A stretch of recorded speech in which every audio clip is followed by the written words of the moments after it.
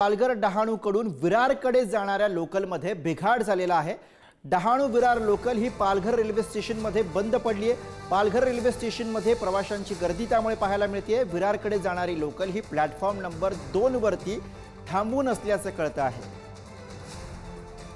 पश्चिम रेल्वेवरती हा सगळा गोंधळ उडालेला आणि याविषयी आपण अधिक बोलूया।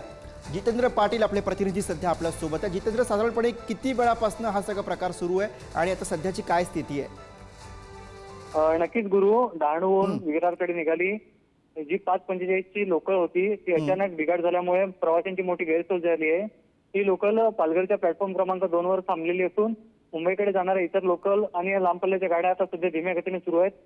प्रवाशांच्या मध्ये ही गाडी सुटताना अचानक जोराने जे ब्रेक आहेत ते व्हायब्रेट झाले आणि त्यामुळे प्रवाशांमध्ये भीतीचं वातावरण निर्माण झालं आणि काही काळासाठी ही आता पालघर स्थानकावर जे ते थांबवून ठेवण्यात आलेले आहे। मात्र आता 3 नंबरच्या प्लॅटफॉर्मवर इतर गाड्या जे आता सुरळीत करण्यात आलेल्या आहेत। गुरु, धन्यवाद जितेंद्र, आपण दिलेल्या सगळ्या सविस्तर माहितीसाठी।